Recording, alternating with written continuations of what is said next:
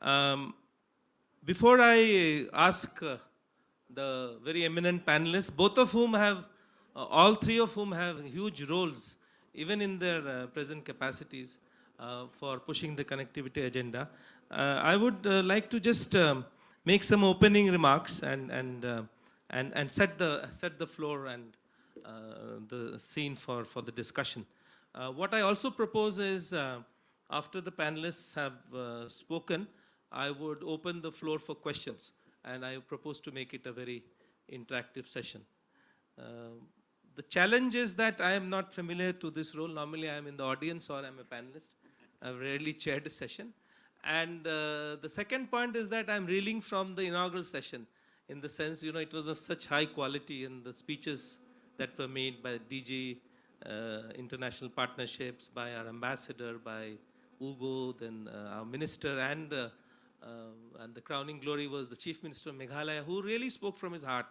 And he has set the agenda for us. And one point which I remember was, for Meghalaya it is Act South, and it's very clear what he meant. And I think that's the challenge, how we act East and we act South. I will summarize a bit what was discussed yesterday and why India and the EU are talking about connectivity. And the main binding force of India and EU working together is our shared values. We believe in certain democratic values. We believe in transparency. We believe that projects in international projects should be, subject to international competitive bidding. There should be transparency. It should be demand-driven. It should not be imposed, and they should be viable. We should not lead countries into debt traps. I think that is the understanding from where the India-EU connectivity partnership emerged. I know well because I was the Indian negotiator, and I played a role. And so I'm aware of the background of the India-EU connectivity partnership. And then this metamorphized into, in a few months, into what we know as the EU Global Gateway. If you read the two documents, you will find a lot of similarities. And our connectivity partnership predates the EU Global Gateway. But what is encouraging in the Global Gateway is the commitment of resources. EU is one of the, or maybe the largest ODA provider in the world, and they are talking of amounts as high as $300 billion per year of investment in this connectivity programs. So that is the principles and values part. The second, or the pillars are what has been already discussed.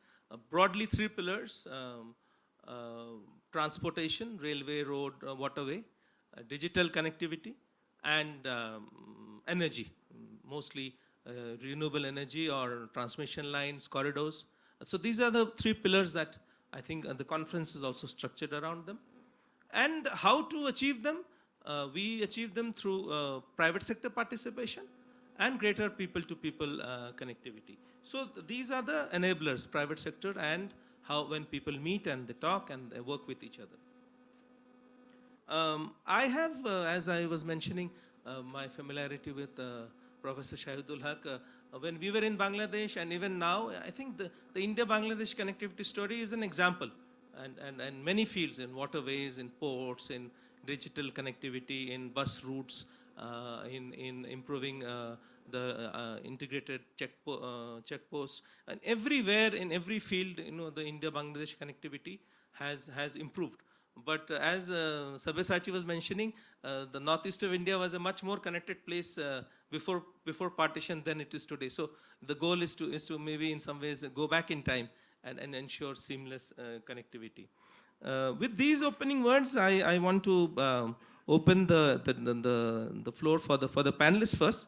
And I will start with Professor Chaturvedi, because to me, Professor Chaturvedi is India's connectivity man, because even before we negotiated the connectivity partnership with the EU, it is his think tank and him who wrote the concept paper for us. So it's a very good example of academia and think tanks influencing government policy, and we have used a lot of material that they had provided, and we keep on consulting with the RIS, and he has and his organization has come out with at least 2 volumes on connectivity. One was the initial one in 2020, and later on a subsequent volume in 2021 where they do a mapping and they lay out the chart on how India's connectivity can be improved both within the country and with our neighbors.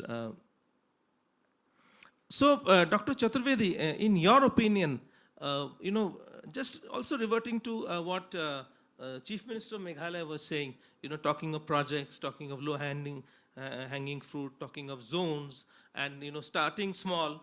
But the challenge in involving international partners is that everyone is in his own silo. For instance, a lot of work is happening on connectivity in India. Similarly, a lot of work is happening in connectivity in Bangladesh. Now, how do we bridge that, and how can we work with international partners like the EU or the EIB and fill in the deficit that is there? Of course, there's a deficit. India cannot independently put up world-class connectivity projects. So, how do you think is the way forward? Could you shed light on that? Oh, great. Professor Chaturvedi has a PowerPoint as well, so that's very good. Thank you. Thanks a lot, Sandeep ji, for your very kind words, and also for setting the agenda for today. And I think several of your remarks in the beginning are very substantive, and I think are a roadmap for many of countries that are engaged in the task of connectivity. And that, I think, is important because of several reasons. And I think the shared value system that we have with the EU, the amount of global burden that the sheer connectivity projects have created for countries that are keen to participate in global architecture on trade are the challenges that the G20 presidency is handling and grappling with, because several of them have led to the indebtedness that you very briefly referred to. And I think the shared value system between India and EU from that perspective is of great significance. And I thought I would start with what Prime Minister said in terms of connectivity, and also trying to see how these partnerships are of great significance when we talk of bringing people together. And in a setting like what Sabyasachi mentioned yesterday, and you just very rightly quoted, in terms of going back to the pre-independence period of connectivity. So from that perspective, it is important. And you also very rightly, Sandeep ji, mentioned about Bangladesh. I think Bangladesh has to play a very, very important role in this whole process. Be that the success of BBIN or BIMSTEC, Bangladesh has the overarching sort of framework which would provide connectivity, the heft that it should provide. And that's where the idea of India's own neighborhood first policy, or our idea of connecting with several different modalities. You very rightly mentioned about highways, waterways, and the deficit that you were talking about, how that has to be done and what are the ways that we can do. Because India has its own financial limitations, the amount that we can do. At RIS, we did a study for last 3 years to calculate India's outgoing assistance to all the countries. And on an average, India is providing $6.5 billion to $7 billion every year to other countries. But that's a very limited amount that we can give to any developing country. Even the most important project in Bangladesh is somewhere close to 377 crores. So that's the sort of bandwidth within which India is operating. But if you see the requirements in Myanmar, Bhutan, Bangladesh, Nepal, and the connectivity, triangular cooperation is extremely important. And that's where I feel the role that is needed between our countries, our regions, that is, I think, absolutely important. You already mentioned about energy, transport, and digital. People to people, of course, is very important, and so is the trade connectivity. So that, I think, is important. You rightly mentioned, Sandeep ji, about the values, and I would just say, you mentioned about demand-driven and shared values. I think the rule-based order that we need, I think, is absolutely important. And rule-based is to anchor ourselves. The debt that we are creating, either we align with the Paris Agreement or we create our own, as is the demand in the BRICS platform. And fortunately, I participated in the BRICS Academic Forum in Cape Town just 2 weeks back. And the BRICS proposal from Russia is to create an alternative to Paris framework on debt, on global debt. Perfectly fine, we can create our narrative, but to what extent we are going to enforce them, to what extent our partner countries are going to align with them, are the challenges that are going to come up. So rule-based order, commitment for sustainability, inclusiveness, equitability, and as you very rightly said, transparency. The indebtedness with connectivity projects that has come up is largely because they have not been transparent. The fact that Mahathir Mohamad in his last tenure could cancel 4 projects under the belt and the BIR issues that are there is largely because Mahathir could see the amount of sort of leakage that were there in those 4 projects. So you see a sort of geopolitics around connectivity, and you also see real intents of countries to be part of the global value chains and global trade. So this has to be balanced, and that's where a multipolar order, which we are now all seeing, and the role that triangular cooperation can play is I think beyond any expectation. It can play a very, very important role. The governments can play important role. Private sectors can play from all different regions. They can play important role, and so would be the role for civil society think tanks in the triangular framework. And that's where the issues are.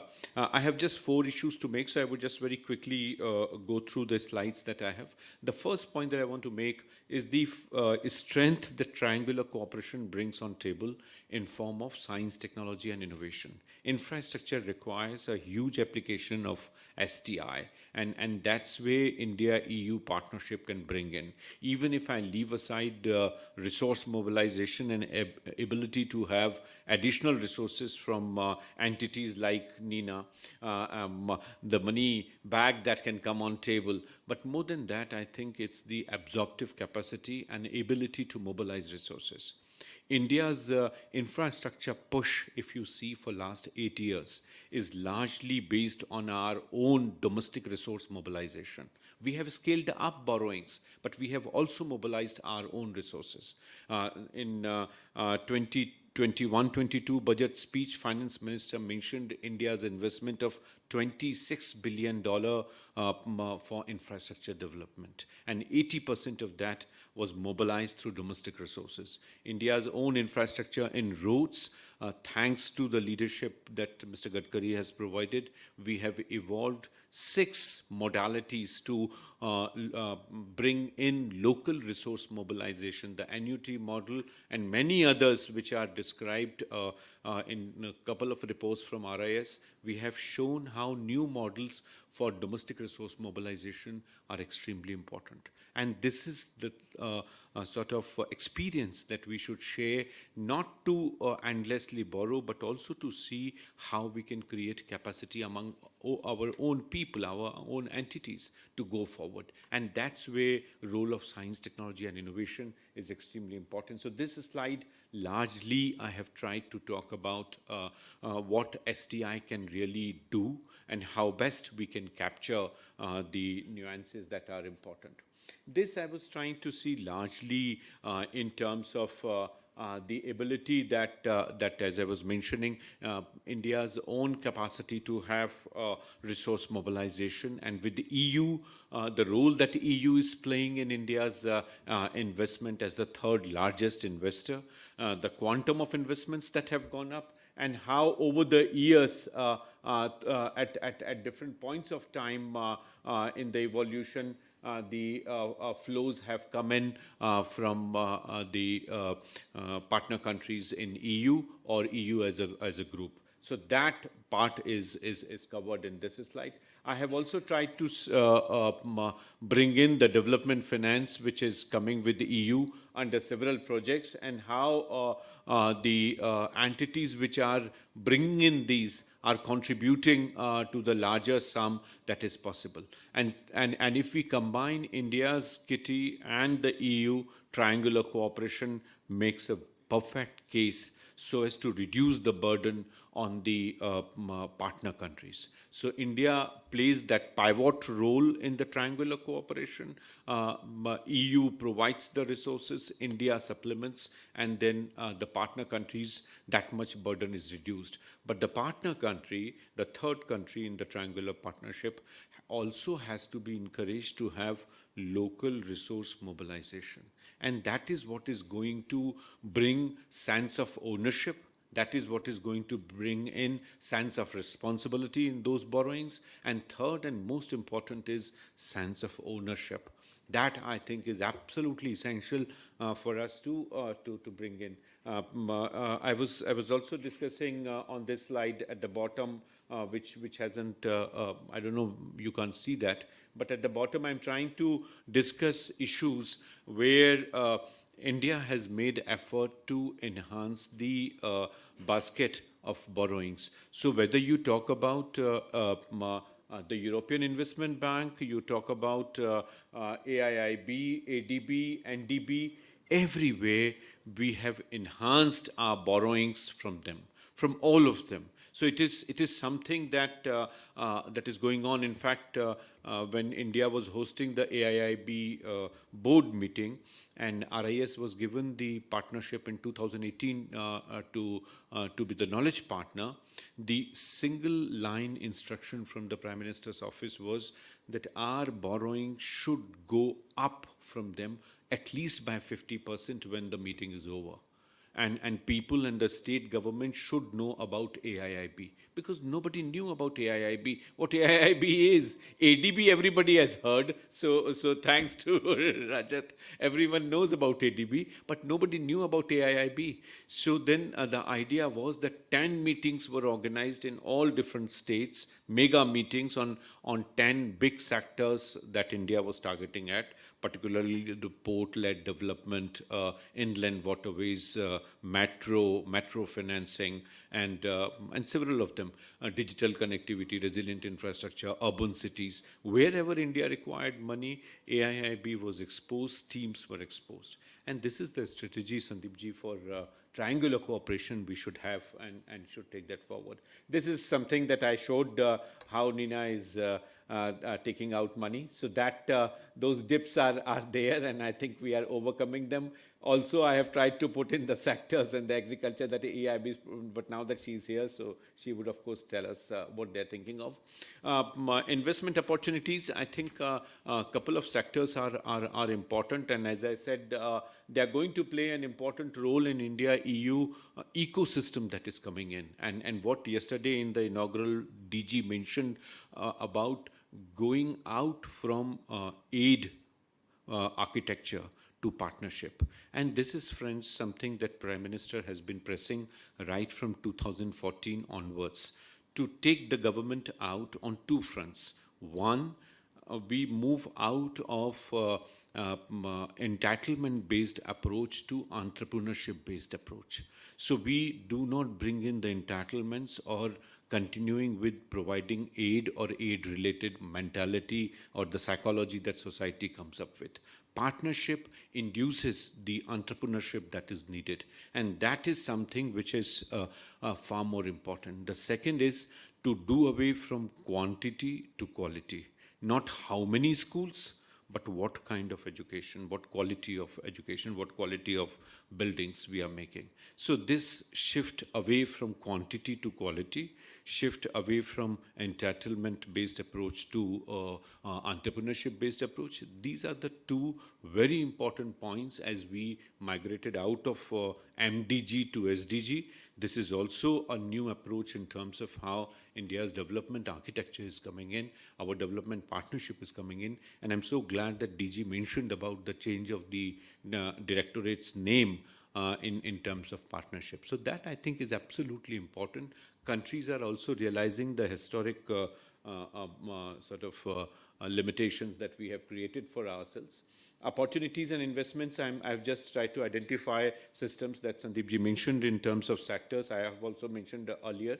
But I think it's important for us to realize that the third parties, the third region that we want to address, and in this case, we are talking about Bangladesh and the other South Asian countries, that I think would be important. One specific case that I want to pick up is about electricity supply. And this is something that RIS has launched as South Asia Group on Energy. And we are very closely studying on 17th of June, Sandeep ji, we are putting a conference together of power secretaries of South Asia. And we are trying to see in what way investments are possible and what all investments can be made. So we studied very closely bilateral flow of resources and ability to provide electricity, and how much is the deficit, what kind of investments are needed, and how we can reduce the carbon footprint for supply and also for production of electricity. So if you see in this slide, the volatility that they are facing, and parts of Northeast India is also facing that volatility. We need to bring in a higher quantum of investment to overcome this. Probably a grid is something that is going to take that deficit out. And with 5-hour time difference here and there across the region, we would have possibility of bringing in change. And that's where issues related to change of time, like today, I was quite surprised to see sunrise at 4 o'clock in the morning. So time, I think, is essence. And if we shift the zone, we can do the grid management much better. That I think is something that we are working on. In our 17th June conference, we are planning to discuss some of these issues. As of now, we have also studied Bhutan, Nepal, and Bangladesh, if the grid electricity supply is possible, and what are the challenges that can come up with 400 gigawatt solar and wind power capacity that has already been created. Nepal, after lot of hiccups, has now agreed to invest and take that commitment forward, which Bhutan did it all this while from 1965 onwards. Several projects have been implemented in Bhutan, and the economy has been enriched. Then we tried to see how within each region the projects have come up. I would leave the slides so you can see. I see the time is limited and I'm running out of it. Basically what I'm trying to say are 4 things. One, we need to follow the value system that is needed for triangular cooperation. It's sine qua non for us to go forward. And Sandeep ji very well articulated all the values that are needed. We need to avoid indebtedness, but we need to bring in the idea of local resource mobilization, ownership by the country, so then they don't end up with indebtedness. That's the first point. The second point is, if these sectors are woven together, economic growth can get a huge impetus, and that would largely mean something like what in India we are doing, Gati Shakti, where multiple modalities are getting adequately sequenced so that the cost overruns are avoided, so that the necessary approvals are obtained in one go. And third, the effectiveness of infrastructure connect to get trade and other essential ingredients together for economic growth. The third point is the wider participation of institutions, agencies, and professional expertise that is needed, what I mentioned in terms of the capacity building.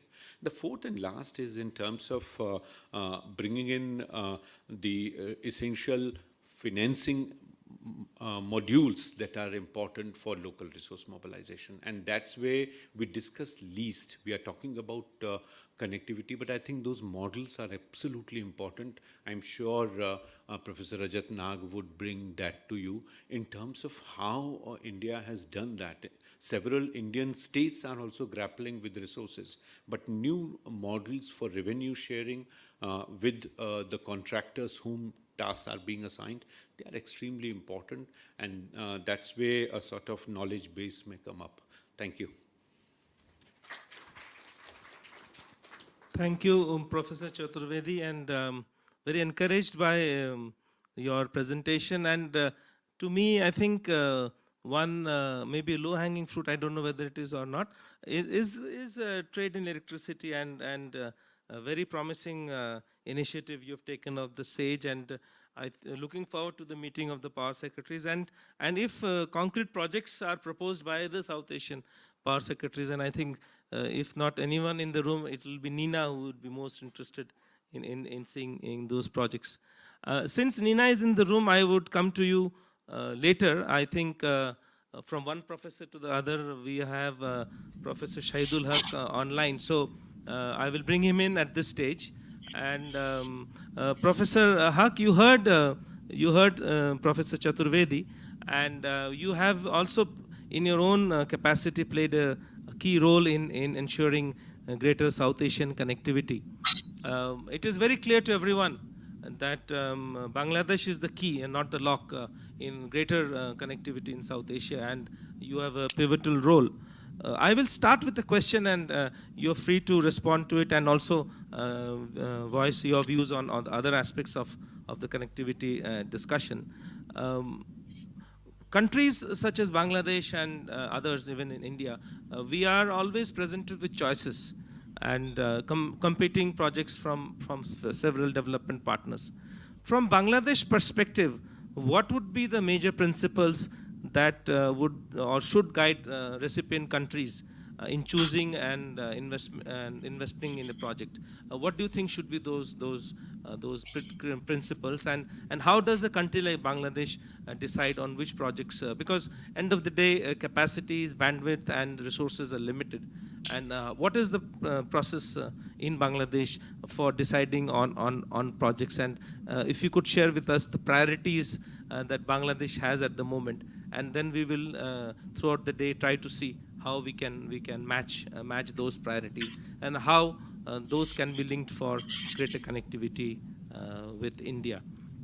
You were not here yesterday, but the Chief Minister of Meghalaya spoke very eloquently on the importance of Bangladesh for Meghalaya, and he said for Bangladesh, for Meghalaya, it is Act South, and so important is your country for greater connectivity and prosperity in Northeast. So we would also like to hear your views on that. So over to you, Professor Haq. Thank you very much, Mr. Sandeep Chakravorty. Very good friend. He's absolutely correct in mentioning that when he was the Deputy High Commissioner in Dhaka, we did sort of engineer some of the projects, including connectivity projects, including the power sector, which we can reflect and say that those initial days of difficulties worth undertaking. So thank you very much, and thank you for asking me to sort of kind of identify principles and priorities of Bangladesh in terms of connectivity. Before I do that, let me sort of focus on the title, opening panel, the connectivity and beyond. You know, it's quite reassuring that we use the concept, the phenomena of connectivity quite confidently, firmly. But there was days, and Sandeep, you remember that the word connectivity always raised eyebrows in this region. So we have overcome that period. Now the question is, when you talk of connectivity, as we see from Bangladesh, and our Prime Minister Sheikh Hasina has spelled it out in 2000 during the SAARC summit, that it is not only infrastructure, it is connectivity of belief, trust, and an understanding. And there, I think she was looking at the principles in terms of how Bangladesh looks at some of the mega projects. So I'll come back to that.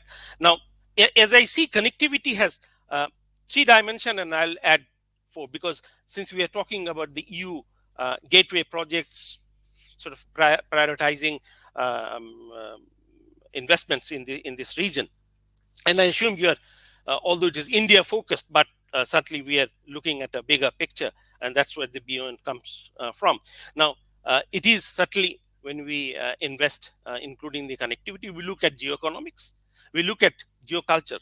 Sometimes we forget how deeply the culture and values are indated in the region that you're talking about right now, northeast region. They believe that the earth, the mother earth, has been given to them to nurture. So that also brings in the whole issue of geo environment. So that's some of the criteria that we need to keep in mind.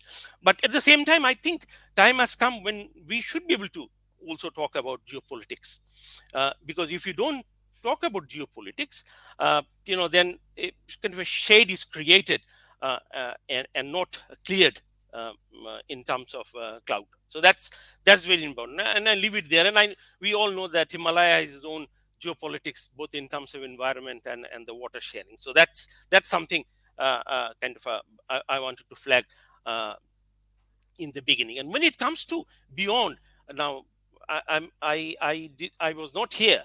My apology for that.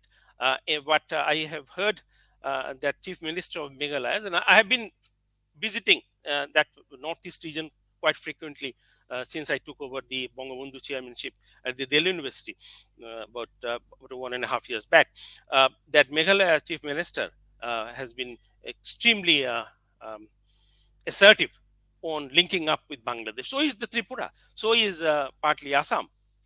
So there is a political kind of an awareness that we possibly need to go back to pre-partition seamless connectivity that Sandeep, you were talking about. So that's something extremely critical. And if there are questions, I will raise as to why the time is different than 10 years back, in terms of building that connectivity and beyond. Now, in terms of principles, I think it's a very good question. The when when any country, including Bangladesh, picks up um, projects, mega projects, where their engagement of outside actors and forces, certainly uh, Bangladesh takes a very national interest based um, approach. Now, national interest is a broad, vague, sometimes confusing term, but it means that whatever we do in terms of choosing a project, whether it will have an impact on the life of the people of Bangladesh. That's our Prime Minister has been focusing on it. Say, you know, that if it really helps people to change their life, get well-being back, then it's worth undertaking, even if it's difficult. So that's one. The other one is, certainly we have been very careful in terms of not getting into any kind of a trap, not only debt trap, but any kind of a trap. And that's where sometimes we have in the past also said no to the projects and other things. So that's the second principles, that if it doesn't serve the purpose of Bangladesh, certainly we will not be taking. Third principle is that, you know, uh, Bangladesh now enjoys a socio-economic status where Bangladesh can also choose. There was time when we started our career as a foreign secretary for the foreign office. We know that we didn't have too many sources where from we could borrow. Now that we have sources, including private sector sources, we can say no to some of the sort of an offers, which we think that may not be sort of a worth in terms of return, but also geopolitically not correct. Bangladesh has taken difficult decisions where it realized that some of the mega projects were geopolitically contentious, and the whole principles of friendship with all and malice was none was getting hurt, and we have cancelled it, and it's all history now. So that's the priorities. That's the principles. And certainly, when our financial people sit down, they look at all nitty gritties in terms of not only the interest rate, but also other things. And we continue to kind of go for a soft loan, maximum 2% return, not more than that. And there were times when Bangladesh had to say no to some of the countries where they did not agree to get resources for the 2%. On terms of priorities, now uh, the government has always been very clear. Our priority is our people. We invest in people because we have a very sad history where our people were not treated well uh, in every sense of the word, whether it's rights, entitlements, or, you know, in terms of creating opportunities. And that's why in 1971 we decided enough is enough. We can't live with Pakistan anymore, and we fought for it. And thanks to India for supporting, and especially to Meghalaya and Tripura, which hosted most of the Bangladeshis, including West Bengal. So whenever I go to that area, it reminds me that these are the people who hosted so many people in 1971. Possibly some of us wouldn't alive today if they wouldn't have hosted us in those days. So that's a kind of a thing that also need to be remembered. Now, when I say priorities is the well-being of people, what that means? First, the food security, because Bangladesh people, in fact, Bengali people in general, have suffered uh, famine and near famine situations. So, food security is very critical for Bangladesh. And thanks God that we have done, our farmers have done tremendous contribution towards that. That we are almost food self-sufficient in food. So that's one area. The other one is that energy security. And there also we have a long history, and Sandeep ji remembers that very initial projects where we wanted to sort of buy power from India, and how much of difficulties that we face, not only from the technicians but also from some quarter of the political parties. So that's the second sector. Third, which has come out very prominently in the pre, post, during COVID period, is the health. uh, in terms of priorities. Health is absolutely critical, and we realize there's a huge gap in the health sector in terms of creating a safe, secured health for people. That's why the Prime Minister have announced last year that we should be now looking at universal health coverage, including private sector involvement in insurance, because the health insurance structure architecture in Bangladesh is very pure. So that's the third priority. And the fourth one is the whole issue of creating a generation which would be more looking at services, more looking at digital world, uh, you know, entrepreneurs, which Sandeep Chakravorty was mentioned about, the whole STI. That's also a huge priority, but Bangladesh wants a smart digital Bangladesh by 1941. So these are the priority areas. I will conclude. I know and I'll come back when there's a question. Mm. One thing I want to mention that is northeast region, Himalaya down to Bay of Bengal, is a huge area, and this area has been a what in the absence of a proper politically nuanced terminology, I say, a common economic space that was there till even 1947, 65, some say 1930, which used to create most of the GDPs for the British colonial masters. So, what then happened? Then all of a sudden, that vibrant economy, which was integrated, a common passing trade through Bay of Bengal, is the partition. Partition all of a sudden brought a huge disruption, not to the individual's life and the refugee movement, but also to the economy. So, what we're actually thinking of reviving that, is it viable? Of course.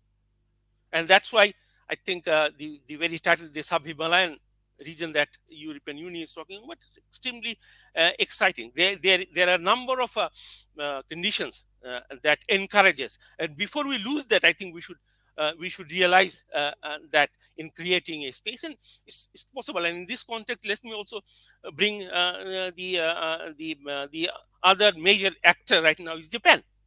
Japan has built a huge, building a huge deep sea port in Matarbari in Dhaka, which is supposed to be,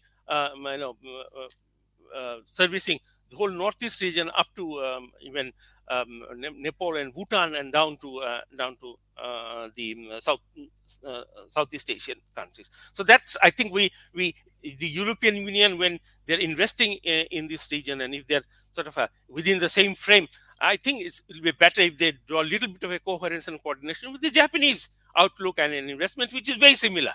Because I've been participating in the deliberations, and there's a very interesting actually report came out by the Asian Confluence, and Shobbashachi has been doing a great job. I must also mention him, assessing connectivity between Northeast India and Bangladesh. I think, and I had the opportunity of reading both confidential and open source materials on the whole issue of connectivity. But this is one of the very comprehensive study which lays out uh, quite a bit of a technical issues, and how actually this seamless connectivity that we are talking about in the context of Indo-Pacific could be done. I'll conclude, and that's why I'm suggesting that possibly some of these conferences should also continue to build on others that have done. Not that the today's one is going to, I'm sure, bringing out some innovative new ideas, but certainly it is building on some of the other discussion that we had in Shillong, in Tripura, organized by the Asian Confluence. So that need to be looked at. And also there are very good studies by Sandeep Chakravorty that Sachin Chaturvedi that Sandeep was mentioning. Also on the ORF, some of the studies are coming out for CPD in Bangladesh. So there's a huge kind of a wave is creating. The question is whether the political masters will be able to capture that and then materialize it and anchor it properly. In this, I sort of conclude by saying that whatever we do, let's be inclusive. Inclusive doesn't mean that you only bring in the partners in terms of inclusiveness. Also bring in the actors and forces together, thereby, instead of duplicating, made maximum value out of your collaboration. I'm referring to Japan and the EU in this context. Second, when we talk about investment, we only talk about sometimes we only talk about investment in infrastructure. Of course, it has to be done, but let's do investment which EU guideline. I see that in the people, in the earth, in the other soft aspects of development, both in the SDG context and in the Paris context. I think there's currently a good bit of an understanding, good bit of a sort of a consensus, even at the people to people level, business people level, which I haven't seen in the past, and Sandeep can sort of share the same feeling, and how long this kind of goodwill, the urge will last, nobody knows. So let's do, but don't forget the people of this region. Thank you very much. Thank you. Thank you very much, Professor Shahidul. I think your presentation comes from not only deep understanding of the issues in the sub-Himalayan region right up to the Bay of Bengal, but also your experience in dealing with several of these issues. And you have very nicely highlighted the priorities of the government of Bangladesh, and also the role of other actors, and including development partners and other private sector and others who should be involved in this narrative. And it's your focus on people is important, and I think both the Global Gateway and the India's connectivity partnership is focused on people. I will straight away, in the benefit of time, go to Nina. Nina, Professor Haque mentioned Japan several times, and he did not mention EIB even once. So my question to you is rather direct and blunt, in the sense that, and also Professor Chaturvedi showed, European presence and lending declining and now going up. What are the priorities for the EIB in the subcontinent? And how do you propose to work with countries like Bangladesh and India in increasing regional and sub-regional connectivity. I think that is the million euro question for all of us in this room. And we are very encouraged that in the last 1 year, we have a full-fledged representative in the person of Nina here. They are now negotiating a country agreement with India. So the intentions are very clear, and but we want to see more action on the ground from the EIB. So now up to you. In the interest of time, could you take about 7 to 10 minutes? And then we will open the floor for questions. All right, I'll try to deliver many billions of lending in 7 to 10 minutes. It's a tall order, but I'll do my best. So firstly, thank you very much for having me here today, to MEA, to the EU delegation, and to Asian Confluence for bringing together this great event. And thank you to my co-panelists for really opening up, a whole world of issues here. And I think it's certainly given us a lot of food for thought as to what we can be doing to be doing more. I don't want to speculate. I don't think it's useful to speculate on, whether we'll be able to ever, achieve as much as Japan does. Japan plays a very different role in the region here. But I think what I am focused on is ramping up. And our vice president was here, I think it was, just a few months ago, and he talked about his wish, and I think he was very genuine in saying that he would like to do 1 billion a year, right? He sees the potential to do 1 billion a year in India, and then, extra elsewhere in the region, and he would like to see that happen. We saw on the graph that, EIB lending goes up and down, and that's a little bit, it's kind of the nature of the beast, because we support big projects and, we sign those in tranches. So I think it's natural that in some years it will be bigger, some years it will be smaller, but I think we would really like to see an upward trajectory. And, I will try to offer just a few thoughts about how we might achieve that, and particularly on the topic of connectivity. And if you will indulge me, I would like to also speak a little bit from the heart, actually, because I think the EU and EIB as its bank are a really natural partner on connectivity, because this is something that is so fundamental for the EU. This is something that is actually really emotional, because the EU, people often think of this as, kind of an economic cooperation initiative, but it's not. I mean, it is, but it was started as a peace project, right? So the EU, it had its roots after World War II, which was an incredibly traumatic period. And it was set up to show that peace and prosperity can be achieved through connectivity, through building those connections. And EIB has played a key role in that, along with the member states. And that's what we were set up for. We were actually set up for in the Treaty of Rome in 1957. And our first aim was to help develop the south of Italy, which at the time was a very remote and underdeveloped region. So that's what we're there for.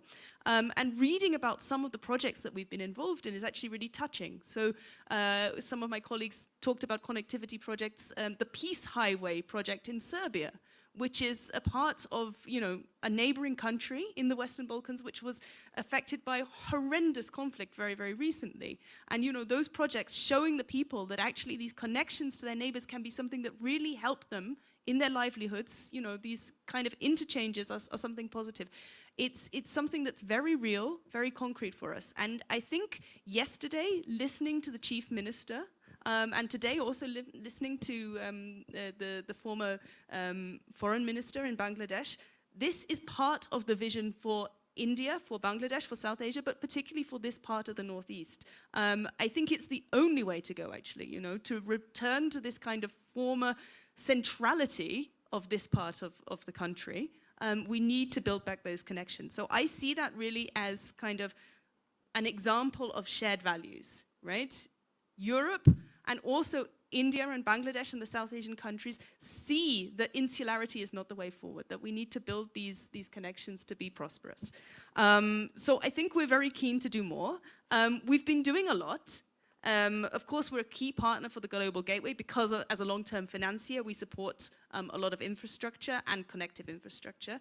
And my colleagues tell me between 2000 and 2022 alone, we provided close to 420 billion of financing for connectivity projects, 40 billion outside the EU. And in South Asia, we've done around 5 billion. And that's been supporting initiatives under 3 of the 5 Global Gateway sectors, not just in India, where we've done a lot in transport, particularly in the urban space and in renewable energy, but also in Bangladesh. We've worked there a lot on railways. So, that's, the prime example of connection. And we're also now looking at renewable energy. In Nepal, also, we're involved in 4 energy projects, which are all drawing on hydropower. And the links to India, and then potentially in future to Bangladesh, are really kind of a crucial aspect of those projects, of making them economically viable. Even in the Maldives, a small country, have supported their renewable energy. And of course, health is a sector which is also, it's not been so much mentioned today, but it's also a sector, during COVID we saw that health is also about connection. So that's somewhere where we're also active. And including linking between India and Africa. So we work with the Serum Institute of India, actually, to bring Indian expertise to bear on African issues. So I think we're doing a lot. We want to do more. And how we can get better at doing that, I think joining the dots is something that we've been talking a lot about. And I think that's something that can really help us to ramp up our support and really catalyze the regional benefits, the aspects of it. And how should that come about concretely? Firstly, I'm going to kind of throw back all the homework to Sandeep and to the government of India. Because when I was looking at what we've done in Europe and the approach that we've taken there, I realized actually how different it is here, right? So in Europe, we have a plan for transport, for example, and that plan is laid down by the EU together with the member states. And EIB plays a key role in kind of advising on that and, building the technical capacity to implement, right? So we're very closely working together there to build that plan. In South Asia, in India, we have a very different role, right? Because we are an outsider here. We're not ADB, where India is a member country, and we have to be a little bit humble. And we have to be very serious about the fact that we are a demand-driven institution. So we need to be responding to your priorities, and you need to be taking the lead. And that's why I think it's great to see that actually you very much are, right? So both yourself, Sandeep, and more broadly MEA, I see really stepping up, and also on the Bangladesh side. And I think that is something that really shows the potential for us to collaborate, for us to work together, because that's what's going to drive it. These connectivity projects, they're not going to work just because they make sense economically. They're going to work because they make sense politically. And it's external affairs who have that role, working, of course, together with Ministry of Finance to make sure that the projects that are underlying are really going to be financially and fiscally sustainable. So I think we're on very good ground there. And what I would hope is that you see us also as a trusted partner, the EU and EIB, and that you come to us with those demands, and that you knock on our door and you say, look, we're really driving this agenda, but this is where we see you fitting in. This is where we want you. This is where we want your expertise. From the EU side, I think that the Global Gateway Initiative actually can be a really important driver, because EIB, we have a very specific role, which is to support projects. But we can't do that without the kind of support of the European Union, who work on the policy side, who work on the upstream side. And I think they can really be an important partner to the government of India, to the government of Bangladesh regionally, in helping with some of this upstream work and bringing some of that experience from Europe. Of course, we have to be humble and we have to say what worked in Europe can't necessarily work here, but some of the things will work. And some of the lessons that we've learned will be relevant. So I think, for example, the study that Stefania was talking about yesterday, this can be a really great contribution, to working together to find out what makes sense, what are the investments, and then some of the upstream work needed to bring those to a point where they're really bankable, and then they come to us. And then, of course, the spirit of Team Europe, right, really means that the Commission, the European Union, the delegation are really coming and saying, look, Team Europe is part of the offer. We have here EIB, we have here KfW, we have AfD. We would really be happy if you're going to draw on those resources as well as part of the Team Europe offer. And I think, the European Union's Global Gateway Initiative, it's also the correct spirit, right? It's a spirit of, putting an offer on the table to work in partnership as equal partners, to be demand-driven, and it's there for partners who recognize and acknowledge our shared values and are keen to work on them. And I heard, you know, when Sandeep was talking, and also Professor Chaturvedi, so many of those shared values coming up about protecting the unique environment here in the Northeast, about making sure that the local people are seeing the benefits, that they are included, as the former foreign minister was saying. You know, I think we have so much in common in that sense, that we are really obvious partners, and I very much hope that the Global Gateway will really catalyze that. And I think in concrete terms it is already, because it's allowing us to consider projects, step outside of the focus that we were taking before. And just one example, we've worked a lot on railways in Bangladesh. And recently the ministry has come to us and said, look, we've got a number of other projects that we'd like you to support. And some of those are connecting, you know, towards India, right? And it's really this Global Gateway initiative that it's given us the push to say, okay, actually, let's really take a serious look at that. I can't say, you know, will those projects in fact go ahead, but I think it's something that, you know, we know the EU is behind us, you know, because of those regional benefits. And then finally, of course, you know, bringing in the private sector. And I think the European Union under the Global Gateway is also pushing towards that. EIB partners a lot with the private sector. Outside the EU, about half of our work is with private sector, actually. But that's not been the case so far in India. And I think, you know, we're pushed to do that much more. They play a very important role. And I think the EU can support us to do that. For example, maybe not in India, which is a market-rated country, but in Bangladesh, in Nepal, elsewhere, you know, with guarantees from the European Union, we are able to extend attractive financing, including to the private sector. So I think there's a lot of potential. And finally, of course, I don't want to give all the homework to Sandeep and to Ministry of Finance, because there's a lot for us to do ourselves. You know, we work at project level, so we need to make sure that we're really bringing in the experiences we have at project level, right? Being clear about our role. The colleagues who work on the technical aspects of the projects have often worked inside the EU, so they're very aware of some of the ways that they have dealt with the challenges of connectivity inside Europe, both on the hard infrastructure side and the soft infrastructure side. So what really needs to happen to make these projects work? And I think we need to make sure we're bringing that in. We also need to do more to see the projects in a regional perspective. I think the EU delegation help us a lot with that, because they're able to take that view. But I see that a lot as my role, and I think that's why it's important that we have a regional representation here. And as Sandeep says, I really hope that in the future we'll be able to bulk that up. That's something that we're very focused on doing. And then, of course, you know, on every project, making sure that it's a quality project. Because at the end of the day, no matter how much sense these connections make, they're not going to work if the project is not well executed, if it doesn't include the local people, as former Foreign Secretary was saying. So I think there's a lot of homework for all of us, but there's a lot of potential, because I just see so much overlap in the vision and in the values, and so many opportunities. And at the end of the day, sometimes my head is really spinning, especially I think when Professor Chaturvedi was talking, because there's so much to do, so many sectors that are so important. But we just need one project, actually. For EIB, we are a project-focused institution. We need one project to really show what we can achieve. And I think that will really kick things off and unlock. So I'll stop there, but thank you very much for having me. Thank you, Nina. With your presentation, one thing is very clear, that your heart is in the right place.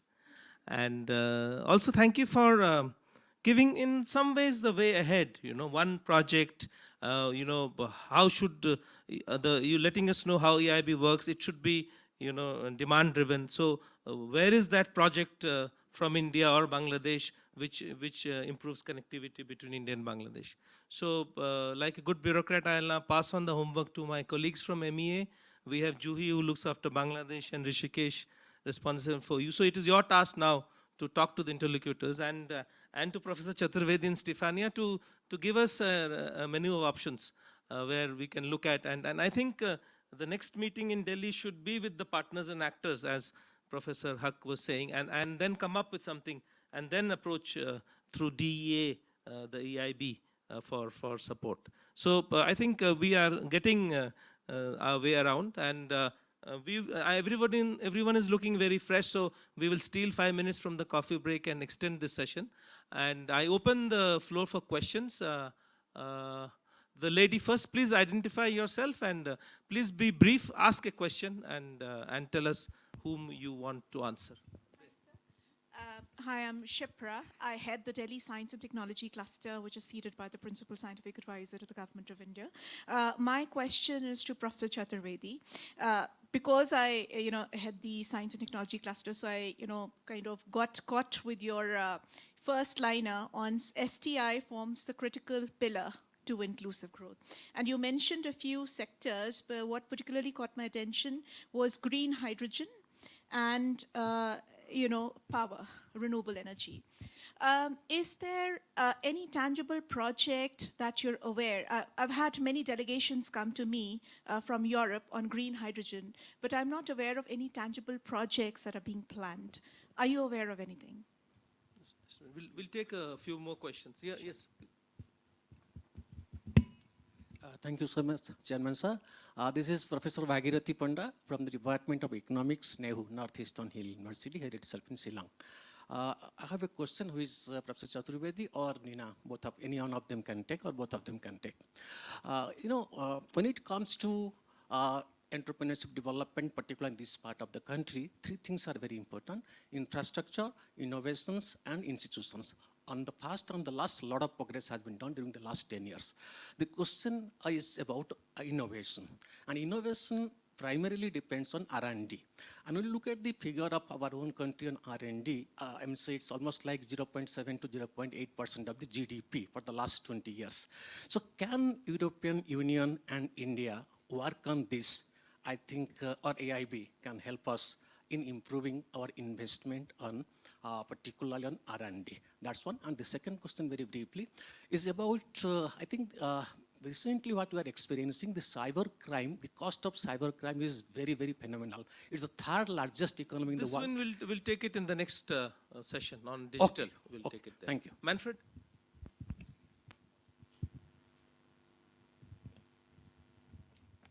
Thank you, Sandeep. I just wanted to thank Dr. Fenton very, very much for highlighting also the history behind the EIB and the European integration in that sense, and that it is probably the largest and most successful peace movement that we have had. Part of it is also to work regionally, to overcome not only national boundaries, but to see that you cooperate on a regional basis across state borders without actually diminishing the role of the nation state there. We're speaking about the region here, and you mentioned, Sandeep, and also the other members of the panel mentioned partition as one of the crucial moments in history that actually cut links and connectivities. But what I haven't heard, besides the general wish to overcome that, I haven't heard too much about the actual next steps on that way. What can be done politically? How far are Bangladesh and India in that regard to really reconnect, perhaps not yet in a way that we have already achieved in our integration process, but connecting in transport, connecting in the energy sector, things that we're going to discuss in the working groups in the afternoon as well. But that is something that we should very concretely look at, and I would be very interested in hearing that. Thanks a lot. Thank you. I think I'll ask Professor Chaturvedi to respond to Ms. Mishra and to Professor Panda first, and then Nina. And the last question of Manfred, I will ask Professor Shahidul Haque to respond. Please. Very good. Thank you. Thanks a lot. I think the STI cluster issue is important, and as I said, there are several illustrations that are possible. Green hydrogen is something where, of course, no tangible project has come up, but these are the priorities for future, and that's what I listed in my slide. Since you come from PSA's office, you would be aware of the project that PSA got done on STI for SDG, which is extremely important for us, even for simpler things like what Dr. Panda was mentioning, in terms of providing support to R&D, to provide support to entrepreneurship development. We don't have to have such breakthroughs like green hydrogen. Simple technologies are important, and for that enough R&D leads are available. even if PS's office provide that lead in terms of how that cluster can come up between India and Bangladesh. Like the Chief Minister yesterday mentioned, if we have that cluster approach of coupling, say, Meghalaya and some region of Bangladesh, cross-district cooperation, cross-state province cooperation, and if we do that in R&D, and if we do only for three goals, the goal 2, the nutrition, goal 3, health, and goal 6, water and sanitation. So just one step at a time, be brief and just be focused. As Sandeep ji very rightly said, one single thing and you're done. That for Nina may be a big South Asia energy grid, but for PS's office it would be just how we can achieve SDGs together with clean water, nutrition and good health. That's it. We are done. And those technologies are there. Coming to Professor Panda's point on R&D priority, I think, Professor Panda, you're absolutely right.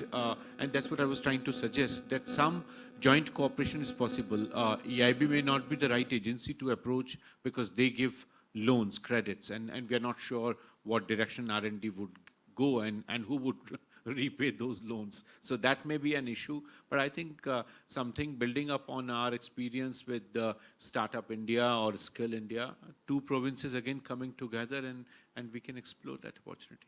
Thank you. Yeah, and just very briefly, I think Professor Chaturvedi is right that we're probably not the correct partner to finance R&D, but I would mention that actually the European Union, at the delegation, they have a colleague who focuses very much on research and development side, so maybe you can speak to the colleagues and maybe connect there. I don't know, there could be something. Just briefly to pick up the point on green hydrogen, because this is an area that we've very publicly expressed our interest in supporting. I think there are some projects that are starting. It's very nascent. It's not a new technology, actually. Hundreds of years ago, people were working on green hydrogen, actually. But now, it's starting almost from nothing because we took a wrong turn with coal and oil. There are some projects. I think there are some large corporates, including some, I think, in partnership with European countries who are looking very seriously. The green hydrogen mission of the government is very ambitious, and I think it's really setting out a vision for India to become a leader. And I believe that a lot of companies in Europe, also PSUs in India, have sat up and taken notice. I think a lot of them are waiting for more certainty because some of the implementation guidelines haven't yet come out. Also on the EU side, some of the incentives, could become clearer in future. But I think a lot of people are showing an interest, and when the certainty is there, it will move. At the moment, it's the large corporates that are maybe willing to put a large balance sheet behind it, so that they can attract either internal financing or from externals, because they have that balance sheet there as a guarantee. But I think when more certainty comes in, it will start to take off. Also, I would say that carbon pricing could be something very catalytic to drive it forward. So I think there's a lot of potential. Thank you. Professor Haque, would you take the question of where we are going in terms of connectivity in this region? Thank you very much, Sandeep bhai, for directing the question towards me. Now, but in terms of, I assume the question was is the Bangladesh India relationship solid enough to take it forward in terms of gateway common projects? Absolutely, I have no doubt whatsoever, and I'll tell you why. Bangladesh India relationship, despite dip here and there, is eternal and very special. Our father of the nation mentioned back in 1972 that relationship is eternal between India and very special, and we have, I think, both the countries realized it in many ways. Number one. Number two, the partnership is strategic. 2015, both the Prime Minister Modi and Prime Minister Hasina decided that it is beyond strategic. So that's the second marker. The third marker that I will take, there has been a lot of discussion about the common value system. I think Bangladesh and India, in many sense, enjoys the common value system, both in its traditional sense and in the contemporary sense. So that's the third marker. In terms of field level, very, because we are a bordering state, there are 17 districts of Bangladesh which borders India, and you'll be happy to know that currently there is a mechanism set up where the district commissioner who heads the districts from both sides meet on a regular basis to to solve the common issues, going beyond the capital to capital level discussion, which is very good, which is working extremely well. So these are some of the things that I think you need to take into consideration. And the relationship is multi layered and multi partner. It's not only government to government, but also people to people, business, health. Just mention one, you know, and that will show you how neatly integrated these two countries are.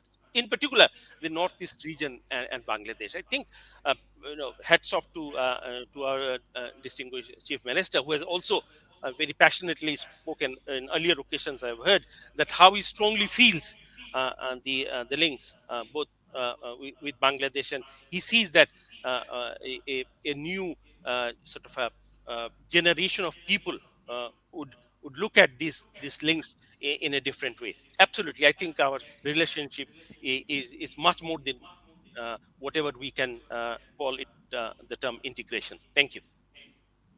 Thank you, Professor Haque. I don't think we have time for any more questions, so I'll be bringing this session to a close. And just small points to make. On the STI, we have this TTC with the EU, which first meeting was held, and PSA leads one of the clean energy and SNT pillar of the TTC. So you will find some material there.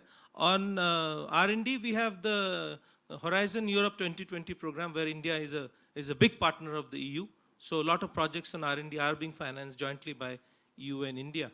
And to your question, I think, if I'm not wrong, the pre-partition railway links have almost been restored. I think there were 5 interconnections, and I think all 5 are now restored. And the last project is the Agartala-Khawda railway. So on railway, we have 5 or 6. On electricity, we have 2, one in Tripura, one in West Bengal, and maybe more are in the planning. We have a diesel pipeline, and we have bus route. So slowly and slowly, I think the pre-partition links are being restored, and it is connectivity and beyond. Also So the shipping links. Shipping links, and inland waterway, port access, ICP. So it's a big menu, I think. Yeah, please.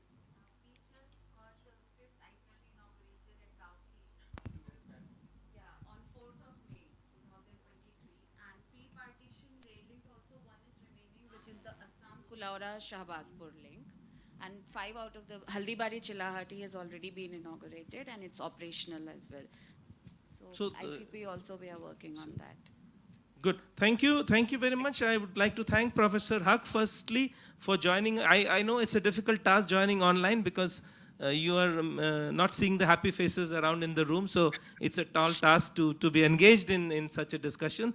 Thank you, sir, for joining us, and we look forward to engaging with you on this agenda.